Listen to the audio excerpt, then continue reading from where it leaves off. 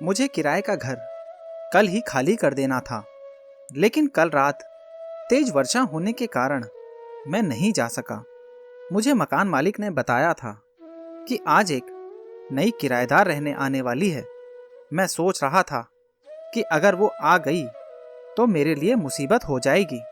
मैं भगवान को मना रहा था कि काश वो आज ना आए। मैंने अपनी सारी पैकिंग कल दिन में ही कर ली थी, लेकिन आज जा ना सका। लेकिन हाँ, आज रात को मैं जरूर जाऊंगा। सुबह मेरी नींद उस वक्त खुली जब खिड़की से सूरज की किरणें मेरी आंखों पर पड़कर उसे सहला रही थी। सुबह में ठंड होने के कारण मैं अपने कंबल में ही दुबका रहा और मूवी देखता रहा। जब शायद 11 बजे तो मेरे दरवाजे पर किसी ने दस्तक दी।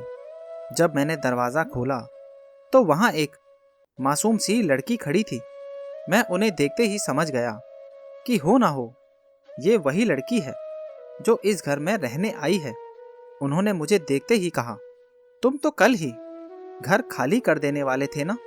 वहां पर उनकी आंखों में मैं एक बदतमीज लड़का झलक रहा था। मैंने उनको बताया, मैं जाने वाला था लेकिन आज जाऊंगा, इसके लिए मैं आपसे क्षमा मांगता हूँ। वो कुछ नहीं बोली और घर के अंदर आ गई। फिर से मैं बेड में जाकर बैठ गया। मैं महसूस कर सकता था हर 2 मिनट के बाद मैं किसी की निगाहों में होता था। मैं उन्हें देख रहा था। वो घर को अपने नाम की पहचान दे रही थी। धीरे धीरे मैंने ही बात शुरू की कि आप कहाँ से हैं। उन्होंने बताया कि वो उत्तर प्रदेश से आई हैं। वो अभी भी अपने काम में व्यस्त थी, तो मैं चुप रह गया। कुछ देर बाद वो खुद ही मेरे बिस्तर पर बैठी और उन्होंने मुझसे पूछा कि आज रात तुम्हें कहाँ जाना है, यानी तुम कहाँ से हो। तो मैंने उन्हें बताया कि मेरा घर जिला मुंगेर बिहार में है। धीरे धीरे हमारे बीच बातों का सिलसिला बनता गया। बातों बातों में उन्होंने मुझे बताया कि वो एक शास्त्रीय गायिका हैं और वो अपने परिवार से झगड़ा करके अपनी जिंदगी बनाने आई हैं। उनका मन था कि कभी ना कभी वो अपने परिवार वालों को अपने पक्ष में कर ही लेगी। सिर्फ फिलहाल ही उनके और उनके परिवार के बीच कुछ दूरियां थी। बातों बातों में हम दोनों काफी आगे निकल चुके थे। यहाँ तक कि उन्होंने मुझे ये भी बताया कि क्यों उनका परिवार उन्हें अकेले नहीं रहने देता, क्यों उनका परिवार उनको अकेले में सुरक्षित महसूस नहीं करने देता। उन्होंने मुझे बताया कि जब वो 12th में थी तो अपने परिवार से काफ़ी दूर अकेले रहती थी। उस वक्त उनके जीवन में एक लड़के का आगमन हुआ था। एक बहुत ही मासूम लड़का जो पढ़ाई में ज़्यादा तेज नहीं था, लेकिन हाँ, बाकी सबसे कमज़ोर भी नहीं था। उसका पैशन था सिंगिंग, लेकिन अपने परिवार की वजह से वो इंजीनियरिंग की पढ़ाई कर रहा था और केतन सुमन को काफ़ी पसंद करता था। लेकिन कभी भी सुमन से उसका इजहार नहीं किया, ना ही कभी अपने परिवार वालों में और ना ही कभी केतन के सामने। अगर किसी के सामने उन्होंने इजहार किया था तो वो थी उनकी डायरी, जिसे वो 1 साल पहले मुंबई स्टेशन पर छोड़ आई थी। वो केतन के अतीत में जीना नहीं चाहती थी कि केतन की याद उनके जिस्म में एक बार और खलबली मचा जाए। वो केतन से बहुत ही दूर चले जाना चाहती थी, क्योंकि शायद जिस प्यार की उन्होंने अपेक्षा की थी वो नहीं मिला। शायद कहते हैं ना, सच्चा इश्क हमेशा अधूरा ही रह जाता है।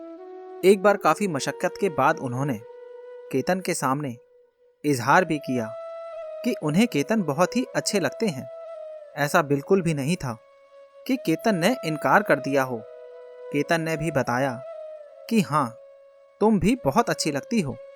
उन्होंने साथ में 6 महीने गुजारे थे और उन्होंने वादा भी किया था कि सारी जिंदगी हमेशा एक साथ रहेंगे। सुमन केतन के हर एक ख्वाब से वाकिफ हो चुकी थी। उन्हें पता लग गया था कि सिर्फ एक कोर्स है, एक पढ़ाई है, लेकिन वास्तव में उन्हें एक गायक बनना था, एक प्लेबैक सिंगर। उन दोनों ने साथ में ना जाने कितने ख्वाब देखे कि किस तरह से वो दोनों दुनिया के हर रंग को देखेंगे। और उन रंगों को खुद में घोल लेंगे। लेकिन ऐसा कुछ भी नहीं हुआ। जब 12th खत्म हुई, वो अचानक से कहीं गायब हो गए और सुमन ने केतन को ढूंढने की बहुत कोशिश की। हर जगह पूरा सोशल मीडिया छान मारा, लेकिन केतन कहीं नहीं मिले। खुद ही 6 महीने बाद उनका एक ईमेल आया। ईमेल में लिखा हुआ था, मुझे कैंसर है और मैं नहीं चाहता कि मैं अपना अस्तित्व तुमसे जोड़कर तुम्हारी जिंदगी को भी बर्बाद कर दूं, इसीलिए मैं तुमसे दूर हूं। उन्होंने ये भी बताया था कि शायद दवाइयों के सहारे वो 10 साल और जी सकें, लेकिन सिर्फ 10 साल। ये सारी बातें जानने के बाद सुमन बुरी तरह टूट चुकी थी। उन्होंने अपने घर वालों को बताया कि सुमन कैसे केतन के पास मिलने जाना चाहती है और चाहती है पढ़ाई के बाद वो अपनी जिंदगी केतन के नाम कर दे। लेकिन बीमारी के बारे में जानने के बाद उनके परिवार ने उनकी सहायता नहीं की और उस वक्त से उनका परिवार उन्हें अकेला नहीं छोड़ना चाहता। और बहुत ही मशक्कत के बाद वो घर आ पाई। वो अपनी जिंदगी की इंजीनियरिंग का सफर छोड़कर एक गायक बनना चाहती थी, इसीलिए और सिर्फ इसलिए क्योंकि गायक बनना केतन का सपना था।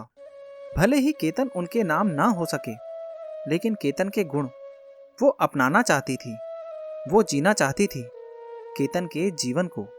तो दोस्तों, ये कहानी आपको कैसी लगी और इस कहानी के बारे में आपकी क्या राय है, नीचे कमेंट बॉक्स में ज़रूर बताना। और अगर अभी तक आपने चैनल को सब्सक्राइब नहीं किया है तो सब्सक्राइब कर लेना।